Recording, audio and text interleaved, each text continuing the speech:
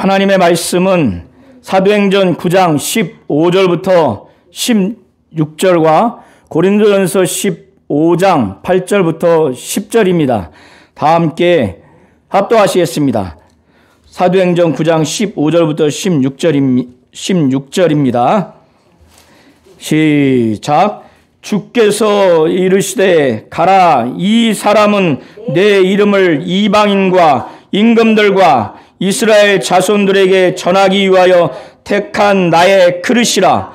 그가 내 이름을 위하여 얼마나 고난을 받아야 할 것을 내가 그에게 보이리라 하시니.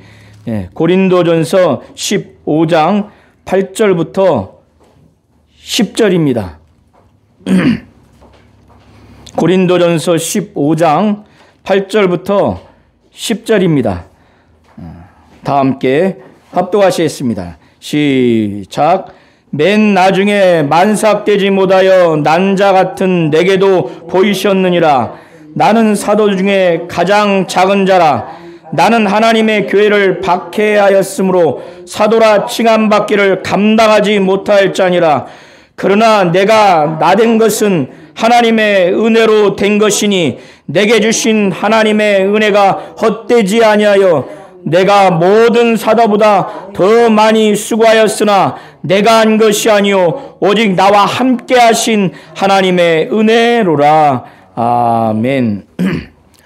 하나님은 은혜를 베풀어 주시는 분이십니다. 하나님은 하나님의 은혜를 믿는 성도들에게 주시는 분이십니다. 우리 모든 성도님들이 하나님의 은혜를 받아야 우리가 하나님의 자녀가 될 수도 있고 또 직분을 받아서 이 직분으로 섬길 수가 있는 겁니다.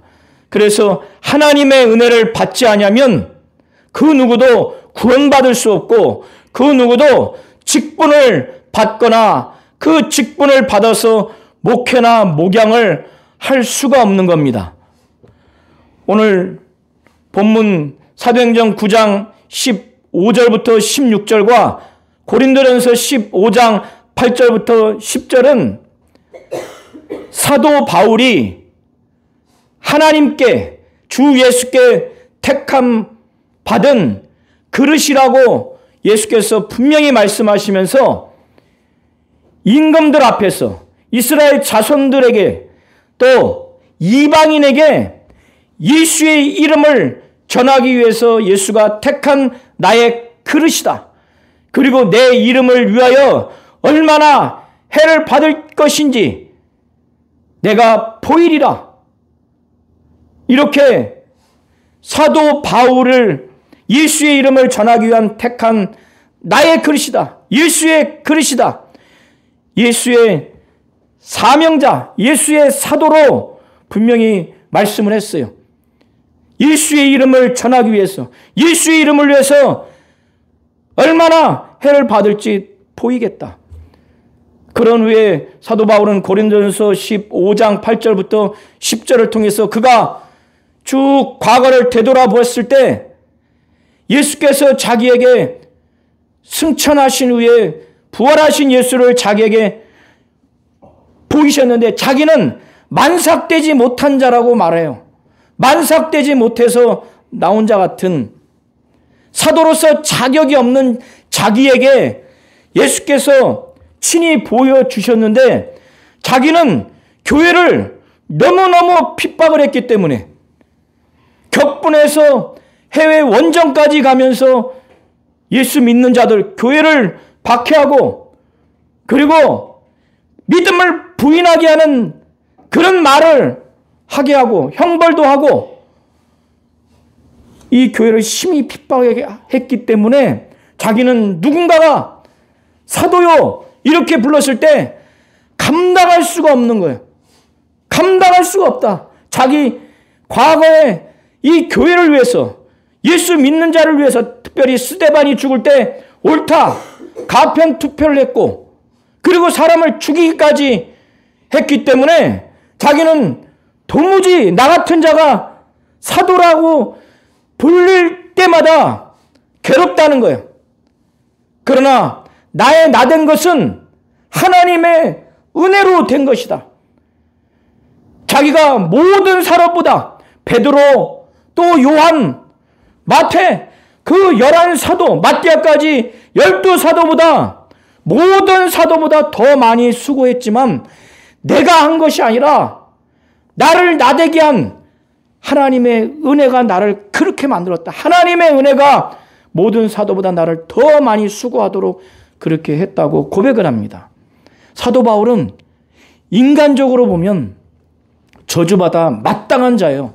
지옥불에 가장 극형에 처할 자예요. 스데반이 피 흘려 죽을 때 옳다 하고 그 이후로 예루살렘의 교회를 어마어마하게 핍박하는데 그가 앞장섰어요. 사람을 죽이기도 하고 아주 모독하는 말을 하게 하고, 그리고 여러 사람들 막 형벌을 가했어요. 그러니까 고린도전서 15장 지금 8절부터 10절을 보면은 그는 사도 중에 가장 작은 자라고 말을 해요. 왜 그가 말하냐? 나는 하나님의 교회를 박해하였으므로 사도라 칭함을 받기를 감당하지 못한다는 거예요.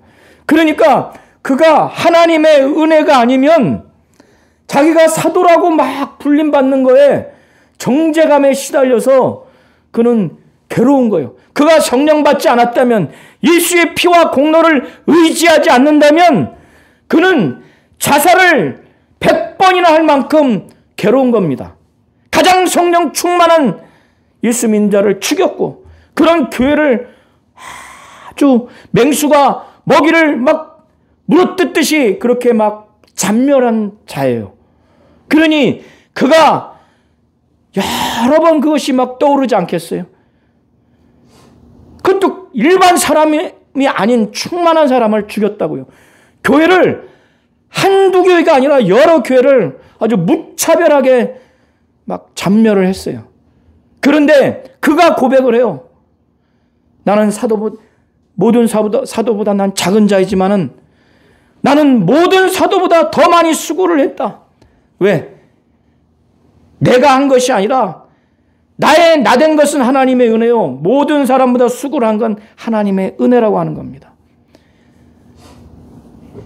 사도 바울은 성경을 썼어요. 환상 중에 저 신들의 하늘도 올라갔습니다.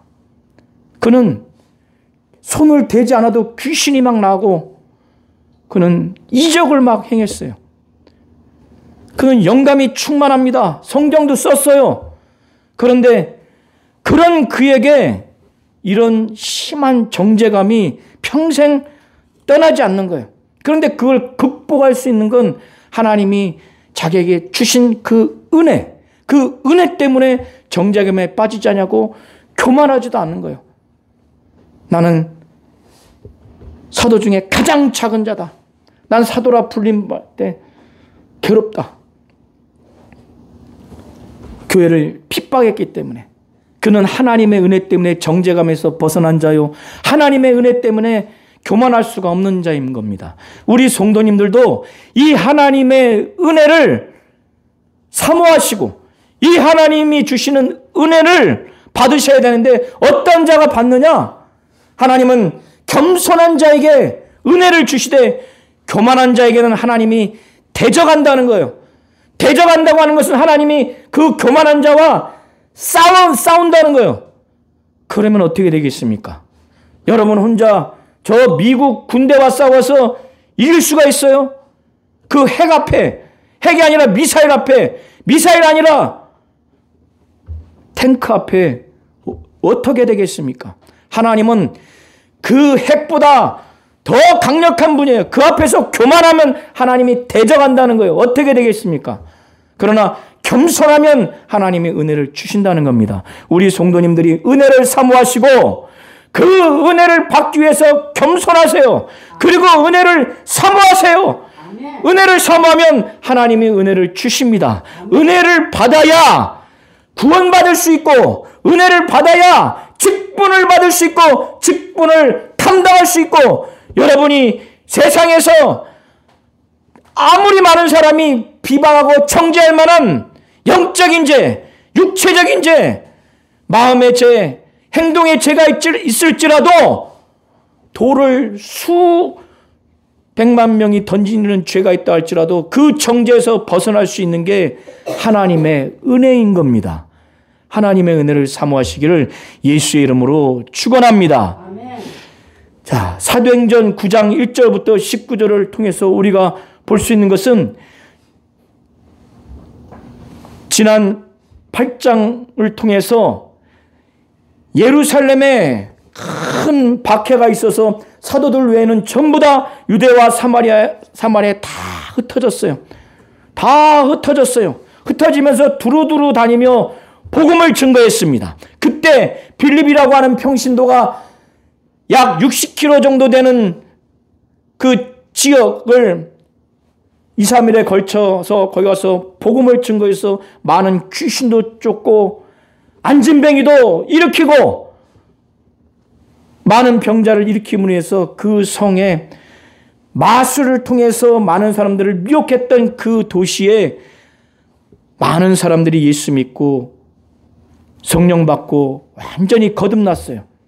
그런 다음에 빌립이 또 에티오피아 내시, 오늘날로 말하자면 수단이라고 하는 국가 지역에 있는 그 내시 고위 관리를 전도해서 그가 변화됐습니다.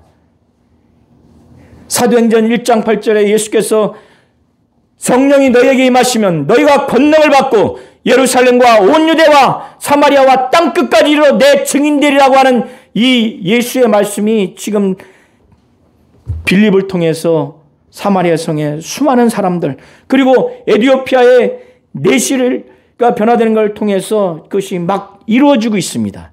이제 사도행전 9장 1절부터 19절을 보면은 이 과정에서 사울이라고 하는 사람이 스데반이 죽는 현장을 보면서 피 흘려 죽어가는 걸 보면서 옳다 이렇게 여겼어요. 왜 그런가 하면 사울은 자신이 믿고 있는 유대교, 그리고 그 유대교의 그 율법, 이 율법에 근거로 한 그들이 믿는 신앙과 신학을 토대로 했을 때 스데반과 이 예수를 믿는 사도들을 위시로 한 이 기독교인들은 자기들의 그 유대 종교, 그리고 그 율법, 구전 율법을 포함한 모든 것들을 다 무너뜨리는 사상을 갖고 있다고 생각을 한 거예요. 그래서 스데반이 죽을 때 사울은 옳다고 생각했고, 바로 그 일을 계기로 해서 예루살렘에 아주 큰 핍박이 일어났는데 선봉에 쓴 자가 바로 사울이라고 한 사람이에요. 그런데 그가 얼마나 주의 제자들, 1절에 주의 제자들이라고 하는 것은 예수 믿는 사람을 말하는 겁니다. 예수 믿는 사람을 씨를 말려야 되겠다. 그래서 이 예수 믿는 사람들한테 죽여버릴 거야. 그래서 막 위협합니다. 위협하는데 눈에 사람을 죽이려고 하는 눈빛을 갖고 예수 믿는 사람 보면은 죽여버릴 거야. 사람이 사람을 죽이는 눈빛을 다 갖고 있는 그 눈빛과 그 아주 심한 그 격분, 이거 갖고 있는 사람 보면은 보통 무서운 게 아닙니다. 그런데 이 사울이라고 하는 사람이 예수 믿는 사람 보면은 죽여버릴 거야. 막 위협을 해요. 말로 위협을 하고. 그런데 이 사람이 분이 안 풀리니까 해외 원정까지 가면서 전부 다 잡아서 끌고 와서 형벌을 하려고, 씨를 말리려고. 왜? 자기들의 유대교와 자기들이 지금 가리키는 교훈, 이 성문안의 율법과 구전 율법으로 지금 이 유대교에서 가리키는 모든 체계가 이 기독교, 그들이 지금 전하는 복음의 말씀과 이적을 통해서 유대교가 지금 처참하게 무너질 수 있고 전염될 수 있다고 생각하니까 씨를 말려야 되겠다고 지금 사울이 작정을 한 거예요. 그래서 이 당시에 대제사장은 유대인 중에서 해외에서 도망간 유대인들을 다시 본국으로 끌고 올 수 있는, 송환할 수 있는 권한이 대제사장에게 있습니다. 그래서 사울이 예수 믿는 자들, 주의 제자들에 대해서 막 위협과 살기가 막 등등해서 이걸 참지를 못하는 거예요. 그래서 대제사장에게 가가지고 나에게 공문을 주세요. 공문을 주세요. 그러니까 이거 소위 말하면 오늘날로 말하자면 체포영장격인 거예요.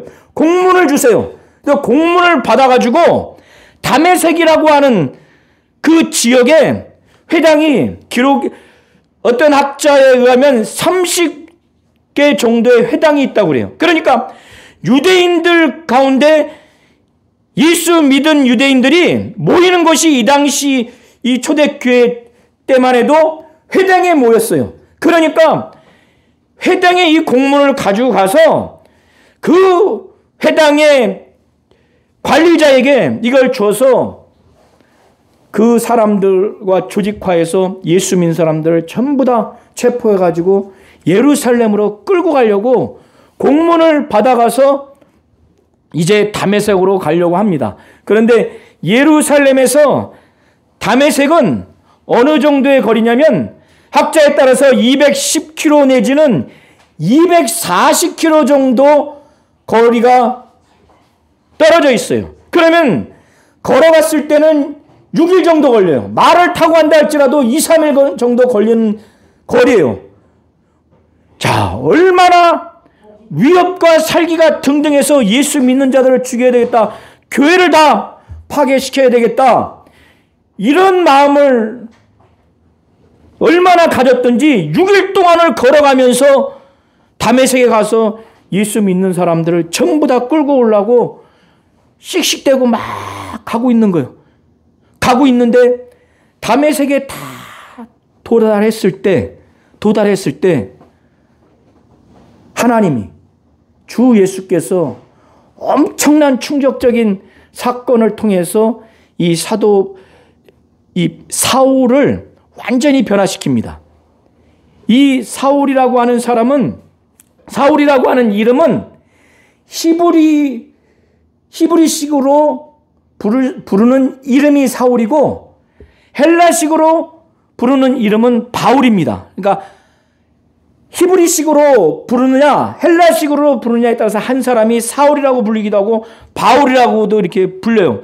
그런데 우리 성도님들이 이 사울이라고 하는 사람, 곧 바울이라고 하는 사람이 지금 예수 믿는 걸 잘 보면서 나도 이렇게 하나님의 은혜를 정말 받아야 되겠다 이렇게 작정하시기 바랍니다. 사도 바울과 같이 막 강제적으로 엄청나게 막 충격적인 사건을 경험해서 예수 믿는 사람은 거의 없어요. 그러니까 똑같질 않아요. 사도 바울은 왜 이렇게 할 수밖에 없느냐? 지금까지 제가 설명드린 것처럼 위협과 살기가 등등해요. 그러니까 예수 믿는 사람은 너 죽여버릴 거야. 눈에 이미 죽였어요. 마음에 이미 죽였어요. 죽여버릴 거야. 위협하면서 예루살렘에 있는 사람들은 막 다 예수 믿는 사람을 다 씨를 말릴 뿐만 아니라 이제 예루살렘에 있는 사람들은 자기가 판단할 때 다 잡아들이고 다 핍박을 해서 이제 해외 원정까지 다메섹까지 가는 거예요. 210에서 240km 정도 되는 거리를 걸어가면서 서울에서 240km면 어디 정도 될까요? 대전보다 더 내려가죠. 그 거리를 일주일 동안 6일 동안 걸어가야 되는 것인데 걸어가면서 위협과 살기가 식지를 않아요. 막 씩씩대면서. 그러니까 이런 사람은 상담해서 설득해서 성경을 가리켜서 예수를 믿게 하는 방법이 되지 않는다. 그렇게 해서는 되지 않는다. 하나님이 이렇게 판단하신 것 같아요. 이제 다메섹에 거의 다다를 쯤에 하나님이 주 예수의 모습과 주 예수가 지니고 있는 그 영광의 빛을 순식간에 보여주게 합니다. 하나님이 이 사울이라고 하는 사람에게는 이렇게 충격적인 방법으로 예수를 보게 하시고 예수가 지닌 그 영광의 빛을 보게 하신 겁니다. 이것을 우리 성도님들이 잘 아셔야 돼요. 사울은 이미 사람을 죽이려고 하고 사람을 죽이겠다고 위협하는 이 사람이 이미 예루살렘에 있는 믿는 자들, 교회를 다 잔멸해버리고 예루살렘 지역에 있는 교회를 잔멸하는 것으로 분이 풀리지 않고 유대교를 어떻게 하든지 지키기 위해서 유대교에서 가리키는 율법, 그 교훈, 그걸 지키기 위해서 기독교를 말살하려고 한 겁니다. 예수 믿는 사람, 예수의 교회를 다 잔멸하려고 하는데 해외 원정까지 걸어서 6일 정도 걸리는 210에서 240km 정도 걸리는 다메섹까지 가서 내가 죽여야 되겠다고 가서 위협하려고, 그래서 끌고 와서 형벌하려고 대제사장에게 나한테 공문 주세요. 공문 주세요. 살기가 등등해서 그런 사람을 어떻게 대화로, 어떻게 성경을 가지고, 어떻게 선행으로 이 사람을 변화시킬 수 있겠어요? 하나님이 이건 안 되겠다. 그래서 갑자기 다메섹에 거의 가까이 들어와서 이제 회당에 들어가서 공문을 다 나눠준 다음에 전부 다 결박해가지고 끌고 오려고 화가 막 나 있는 상태, 격분한 상태로. 자, 오늘 이 9장 1절부터 19절 안에 있는 내용 중에서 사도 바울이 곧 사울이 변화된 그 내용은 사도행전 22장에도 나와 있고 또 26장에도 나와 있습니다. 그래서 제가 세 곳을 종합해서 제가 말씀을 드리니까 이 이후에 22장과 26장을 잘 읽어보시고 잘 살펴보시면 좋겠습니다. 그래서 갑자기 다메섹에 이르렀을 때 정오쯤에 호련히 하늘로부터 큰 빛, 해보다 더 밝은 빛이 이 사도 바울과 함께 동행했던 사람들, 아마 이 사람들은 사도 바울을 도와서 예수 믿는 사람들을 결박해서 끌고 올 사람들이겠죠. 이 사람들을 그 빛이 두르는데 여기서 예수를 직접 본 거예요. 환상 중에 본 게 아니라. 그래서 17절에도 보면은 아나니아라고 하는 사람이 사도 바울이 먹지도 못하고 마시지도 못하고 앞을 보지 못했을 때 뭐라고 표현을 하냐면, 예수께서 나를 보내어 너로 다시 내가 오는 길에서 나타나셨던 예수께서 나타나셨더니라고 이렇게 얘기를 하죠. 예수를 순간 보고 그 빛을 봄으로 인해서, 그 빛으로 인해서 눈이 확 멀어요. 환상 중에 빛을 봤다거나 그랬다면은 눈을 실명할 이유가 없겠죠. 그리고 27절에 바나바가, 9장 27절에 바나바도 말을 합니다. 사도들이 이 바울과 사귀려고 하는데 사도들이 바울이 변화된 것을 믿지 않고 무서워해서 교제를 안 하려고 할 때 바나바가 중재를 하는데, 바나바가 사도들에게 뭐라고 말하냐면 그가 길에서 어떻게 주를 보았는지, 주를 보았다고 분명히 말하죠.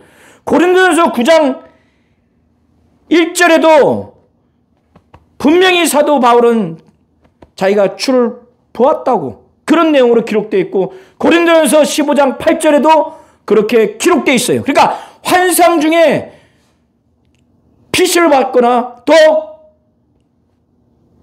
예수를 환상 중에 봤다고 하는 그런 학자들도 있는데, 그렇다면은 눈을 잃어버릴 이유가 없죠. 실명을 잃어버릴 이유가 없어요. 현실에 실명을 했습니다. 그리고 사도 바울이 지금 말을 해요. 자, 이렇게 사울이 큰 빛을 보므로 해서 순간 실명을 하고 자기와 동행한 사람들이 갑자기 땅에 엎드러져요. 이건 뭐냐면 죄인인 인간이 창조주 하나님, 삼위 하나님을 딱 봤을 때 나타나는 현상, 또 그 빛을 봤을 때 나타나는 현상인 겁니다. 그래서 땅에 팍 엎드러지는 거예요. 죄인인 인간이 예수를 봤을 때, 그리고 그 예수의 그 영광의 빛을 봤을 때 이 죄인인 피조물이 그 앞에 설 자가 없는 거예요. 확 꼬꾸라진 겁니다. 눈이 확 멀었어요. 그래서 그때 사울, 곧 바울에게 보였던 예수께서 이제 사울에게 말합니다. 이렇게 예수를 보고 예수의 영광의 빛을 본 이 죄인들이, 그 중에 사울이 확 엎드려졌고 눈을 확 멀은 그를 향해서 예수께서 부드러운 목소리로 한 게 아니에요. 사울아, 사울아, 내가 어찌하여 나를 박해하느냐? 사울아, 사울아, 어찌하여 왜 나를 박해하느냐? 이것은 아주 경고하는 지금 음성이에요. 바울은 이 얘기를 들었을 때 심장이 떨리고 오금이 저렸을 거예요. 이때까지 예수 믿지 않으니까. 내가 왜 나를 박해하느냐? 사울은 자기가 생각할 때 예수를 박해한 적이 없고 예수 믿는 사람, 교회를 박해했는데, 예수는 교회가 파괴될 때, 스데반이 죽어갈 때, 예수 믿는 사람이 끌려갈 때, 예수 믿는 사람이 죽임당할 때 예수는 고스란히 박해를 당하고 있던 거예요. 그가 고통을 당하고 있던 거예요. 이 충격적인 얘기를 들었을 때 이 사울은 엄청난 충격인 거죠. 왜 이가 이렇게 살기 등등하게 죽이겠다고 위협했느냐 하면은, 예수는 십자가에 못 박힌 존재이기 때문에, 인간이 메시아라고 했기 때문에 도무지 받아들일 수 없는 거예요. 신명기에 십자가에 달린 자는 하나님께 저주받은 자라고 했는데, 지금 스데반이 죽으면서 뭐라고 했냐면은, 하나님 우편에 인자가 계시다, 이렇게 말한 걸 도저히 받아들일 수 없는 거예요. 자, 이런 이 사울을 향해서 사울아, 사울아, 내가 왜 어찌하여 나를 박해하느냐? 우리 성도님들 잘 보시기 바랍니다. 교회는 주님의 몸이에요. 그리고 이 교회의 머리는 주님입니다. 지금도 친척 중에서, 가족 중에서, 또 사회 아는 사람들이 예수 믿는 우리 성도님들을 교회를 향해서 욕하고 멸시하고 온갖 수단과 방법을 가리지 않고 박해하는 것은, 그것은 바로 예수를 박해하는 거예요. 우리가 잘못하고 우리가 범죄해서 비난받는 거야 우리의 잘못이지만, 복음을 증거하고 하나님의 뜻대로, 하나님의 말씀대로 해야 된다고 하는데 교회를 박해하거나 교회를 무시하거나, 이것은 예수를 박해하는 겁니다.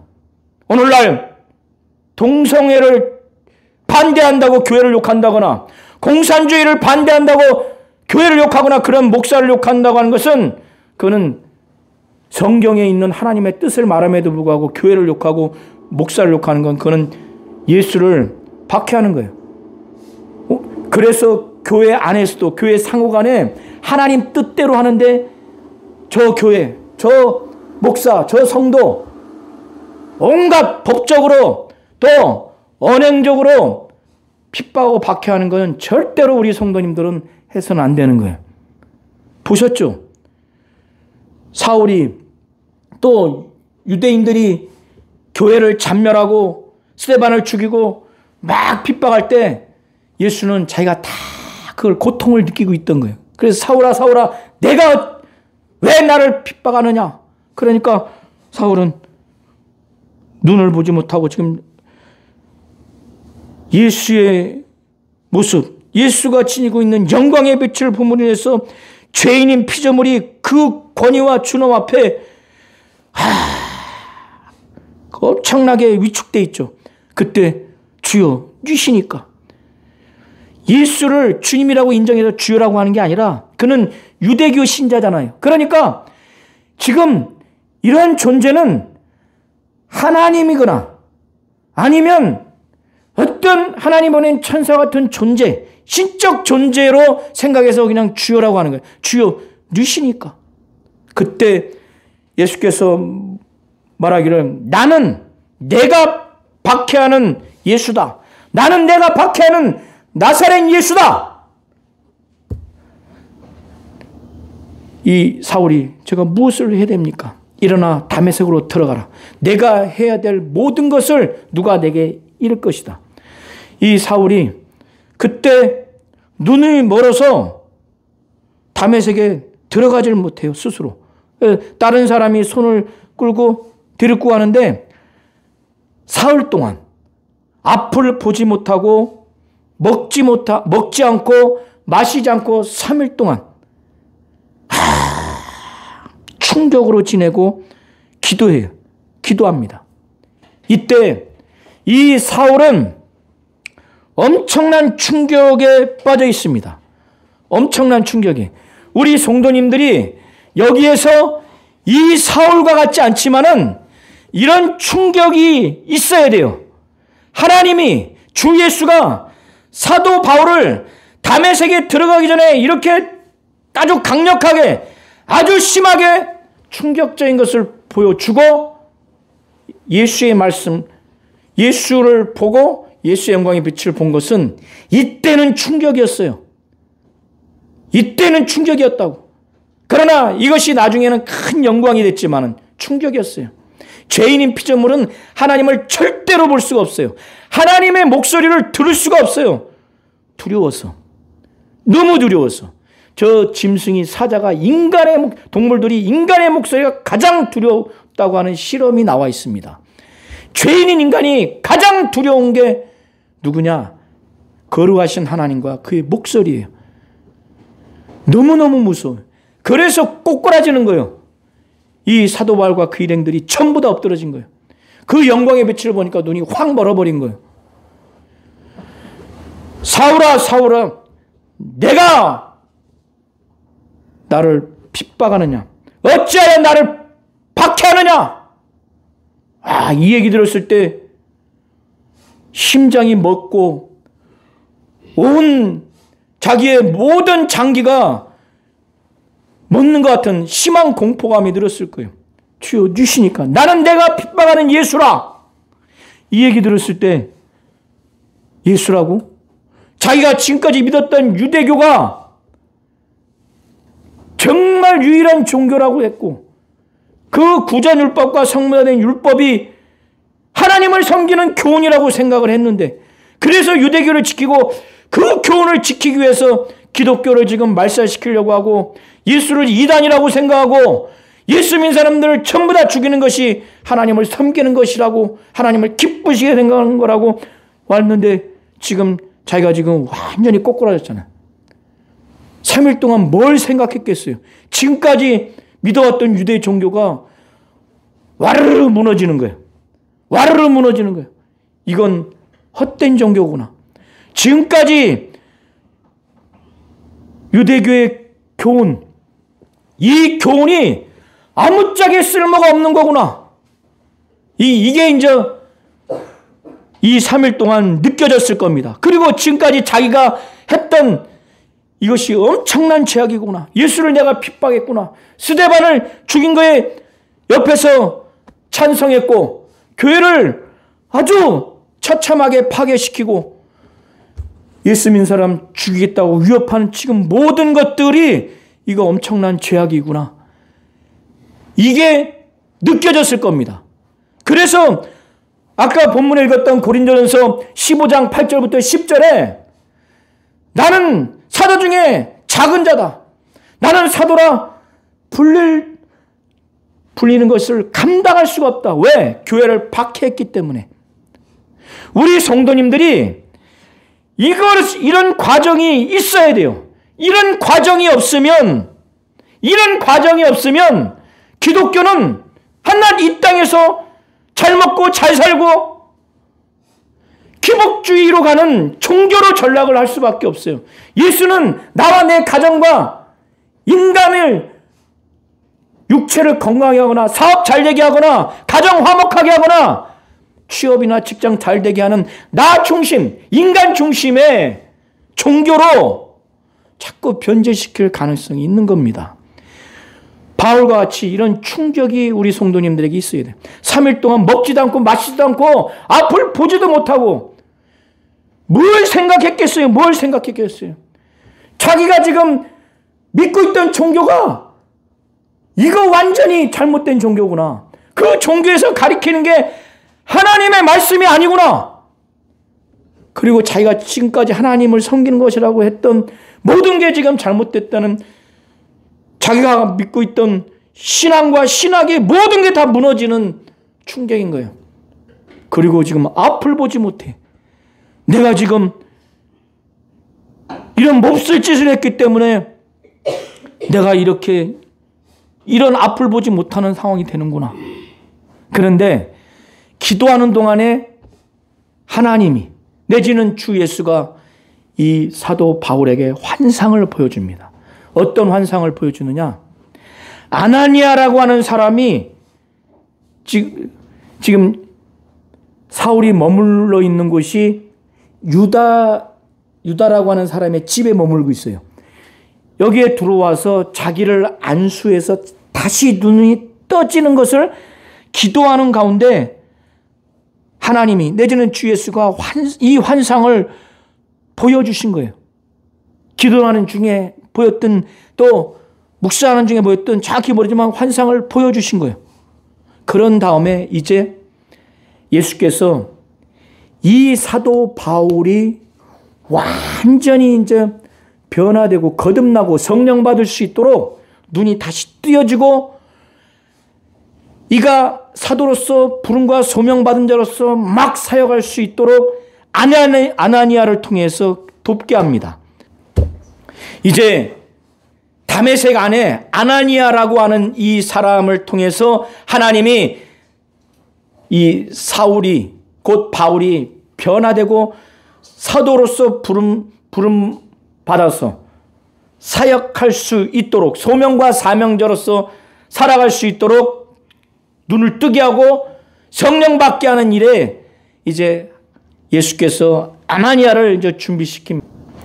율법에 따라 아주 경건한 사람이고 모든 유대인들에게 칭찬 듣는 사람입니다. 그러니까 기도 많이 하고 또 전도하고 말씀 읽고 하나님 뜻에 순종하니까 환상 중에 아나니아야, 예수께서 부르셔. 아나니아야. 그러니까 주여 내가 여기 있나이다. 이게 너무 익숙한 거예요. 순종하겠다는 마음이에요. 그때 예수가 뭐라고 하냐면, 너는 일어나서 저 직가라고 하는 거리로 가서 유다의 집에 들어가 5 사울을 찾아라. 그가 기도하는 중이다. 그리고 그가 지금 내가 아나니아라는 사람이 와서 안수해서 눈을 다시 뜨는 것을 보았다. 이 2가지를 말해요. 자, 이게요, 바로 순종할 수 있는 말씀을 지금 예수께서 하신 거예요. 사울이, 곧 바울이 지금 기도하는 중이다. 기도하는 중이다. 예수께서 기도하는 사울을 말했다면 예수 지금 믿는 그런 심령이라고 지금 말해주는 거예요. 그리고 그가 지금 환상 중에 내가 와서 안수해서 다시 눈을 떠서 보게 하는 것을 그가 보았다 했으면, 아나니아는 이게 주 예수의 뜻이구나. 이게 하나님의 뜻이구나. 안수해서 지금 사울이 눈을 다시 뜨게 하는 것이 하나님의 뜻이고 주 예수의 뜻이구나. 나를 통해서 지금 안수해서 눈을 뜨게 하는 것이 하나님의 뜻이구나. 바로 알아들어서 순종해서 가야 되는데, 그에게는 사울이라고 하는 사람에 대한 소문을 여러 사람에게 들었어요. 그래서 예수께 반문을 해요. 주여, 내가 여러 사람에게 들어보니 이 사람은 예루살렘에서 주의 성도에게 적지 않은 해를 지금 끼쳤고 지금 대제사장들에게 고난을 받아서 주의 이름을 부른 자들, 예수 믿는 자들을 결박하려고 지금 온 자인데, 그러니까 매우 부정적인 거예요. 사울에 대해서. 그리고 두려운 겁니다. 사람 죽이겠다고 지금 막 온 사람을 만나라고 하니, 가라고 하니 두려운 거예요. 그때 오늘 본문 15절 16절을 다시 한번 보시기 바랍니다. 15절과 16절을 눈으로 한번 보시기 바랍니다. 이런 사울을 우리 성도님들, 이 당시의 사울을 한번 보세요.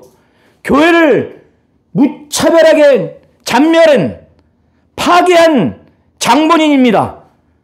스데반을 죽일 때 옳다고 한 자요. 그는 자기가 고백하기를 사람 죽였다고 말합니다. 22장을 한번 보겠습니다. 22장 4절에 내가 이 돌을 박해하여 사람을 죽이기까지 하고 남녀를 결박하여 옥에 넘겼다고 그래요. 그리고 26장에 10절부터 보면은 9절부터 보면 나도 나사렛 예수의 이름을 대적하여 많은 일을 행해야 될 줄을 스스로 생각하고 예루살렘에서 이런 일을 행하여 대제사장들에게서 고난을 받아 가지고 많은 성도를 옥에 가두며 죽일 때에 내가 찬성 투표를 하였고 또 모든 회당에서 여러 번 형벌하여 강제로 모독하는 말을 하게 하고 그들에 대하여 심히 격분하여 외국성까지 가서 박해하였고 이 일로 대제사장들의 권한과 위임을 받고 다메섹으로 갔나이다. 이런 사울을 원래는 지옥 중에서 가장 고통스러운 자리에 보내야 될 자인데 예수는 뭐라고 그러냐면 택한 나의 그릇이라고 그래요. 택한 나의 그릇이라고. 너 가라! 아나니아라 가라! 15절 보세요. 아나니아가 이 여러 사람이 들었어요. 이 사울이라고 하는 사람 저 예루살렘에서 적지 않은 사람에게 해를 끼쳤고 지금도 주의 이름을 부르는 모든 사람을 결박한 권한을 대제사장에서 받았습니다. 그러니까 못 가겠다고 하는 거 아니야. 부정적이고 두렵다고 하는 거 아니에요. 그러니까 예수께서 가라! 사울에게 가라! 하면서 이유를 말해요. 이 사람은 택한 나의 그릇이에요. 뭘 위해서? 내 이름을 전하기 위해 택한 나의 그릇이라는 거예요. 그리고 내 이름을 위하여 얼마나 고난을 받아야 할 것을 내가 그에게 보이리라. 이 얘기를 하니까 아나니아가 이제 두려움이 없어졌어요. 부정적인 마음이 없어졌어요. 아, 예수께서 내 이름을 위하여 전할 택한 예수의 그릇이다. 예수의 그릇이라고 하니까. 그리고 예수의 이름을 위하여 고난 받아야 할 것을 내가 그에게 보일 것이다. 예수의 이 작정을 들으니까 이제 부정적인 마음이 없어졌어요. 순종해서 이제 유다의 집에 들어가서 이 사울에게 말합니다. 내가 지금 온 것은 네가 다메섹에 올 때 길에서 너에게 나타나셨던 예수께서 나를 너에게 보내서 안수하여 눈을 뜨게 하고 성령 충만하게 하신다. 자기를 보낸 자가 누군가? 예수라고 하는 것. 그가 바로 주다. 바로 예수다. 그러니까 사울도 예수를 봤단 말이에요. 그런데 자기도 모르는 사이에 아나니아라는 사람이 지금 환상 얘기를 하니까 자기를 보낸 자가 바로 내가 길에서 나타나셨던 예수가 곧 주가 나를 보내서 너로 다시 보게 하고 성령으로 충만하게 하신다고 안수하면서 이 얘기를 한 거예요. 안수하면서. 그런 다음에 22장에 보면은 바로 사울에게 뭐라고 말을 하냐면 22장 보면은 다시 보라. 안수해서 다시 보라. 하니까 그가 눈에 비늘 같은 것이 벗어져서 즉시 봅니다. 그런 다음에 그에게 이제 침례를 막 설명을 했겠죠. 침례를 설명했겠죠. 22장에 보면은 그가 이르되 우리 조상들의 하나님 너를 택하여 너로 하여금 자기 뜻을 알게 하시며 그 의인을 보게 하시고 예수를 보게 하시고 그 입에서 나오는 음성을 듣게 하셨으니 내가 그를 위하여 모든 사람 앞에서 내가 보고 들은 것의 증인이라. 이제는 왜 주저하느냐. 일어나 주의 이름을 불러 침례를 받고 너의 죄를 씻으라. 이렇게 하고 침례를 받습니다. 그런 다음에 3일 동안 음식을 먹지 못하고 이제 음식을 먹고 강건해지고 다메섹에서 며칠 동안 이제 사도들과 함께 이제 여러 형제들과 이제 이 사울이 음식을 먹고 강건해지면서 이제 제자들과 함께 며칠 같이 있습니다. 이제 완전히 사울이 변화된 것을 다 이제 인정하는 거죠. 자, 우리 성도님들이 하나님은 은혜를 주신 분이시라는 것을 분명히 잘 아시기를 바랍니다. 하나님의 은혜를 받으려면 교만하면 안 돼요. 겸손하셔야 돼요. 그리고 이 사도 바울이 이 3일 동안 앞을 보지 못하고 먹지 못하고 마시지 못하는 이 기간 동안 깊은 고뇌에 빠지고 기도하는 동안 뭘 생각했겠으며 뭘 기도했겠어요. 유대교에서 가리키는 게 완전히 헛된 것이구나. 자기가 기독교를 말살하려고 하고 교회를 잔멸하고 예수 믿는 사람을 죽이고 형벌하고 이렇게 죽이려고 위협하는 이 모든 게 엄청난 죄악이구나. 이걸 깊이 생각하고 뉘우쳤을 거예요. 회개했을 거예요. 그리고 아나니아를 만난 다음에 완전히 이제 죄 씻음을 받고 침례까지 받고 이제 성령을 받았어요. 성령 충만했다고 하는 것은 성령 받고 성령이 충만한 것을 포함한 것을 말하는 겁니다. 겸손하셔야 돼요. 은혜를 사모하셔야 되고 이 바울과 같은 똑같은 충격적인 사건 없다 할지라도 우리 성도님들이 죄인이라고 하는 것을 확실히 뼈저리게 느끼셔야 돼요. 뼈저리게. 저는 목회를 하면 할수록 저는 제가 죄인이라고 하는 것을 계속 느껴요. 목회를 하지 못할 정도의 그 죄책감에 빠집니다. 그러니까 자랑할 것이 없어요. 어떤 것도 자랑할 것이 없습니다. 이 사도 바울은 이게 너무너무 심하니까 사도라고 누가 말하면 그걸 감당하지 못한다는 거예요. 왜? 교회를 핍박한 것이 너무 큰 죄니까. 우리 성도님들이 하나님이 은혜를 주시려고 했을 때 겸손해야 은혜를 주고 죄를 깨달아야 그 은혜가 큰 줄 알아요. 그래야 구원받을 수 있고 그래야 직분을 받을 수 있고 직분을 감당할 수가 있는 겁니다. 하나님은 은혜 베푸시는 분이심을 분명히 알고 겸손하고 우리가 지은 죄를 자백하시면서 회개하여 하나님의 큰 은혜를 받으시기를 예수의 이름으로 축원합니다. 아멘.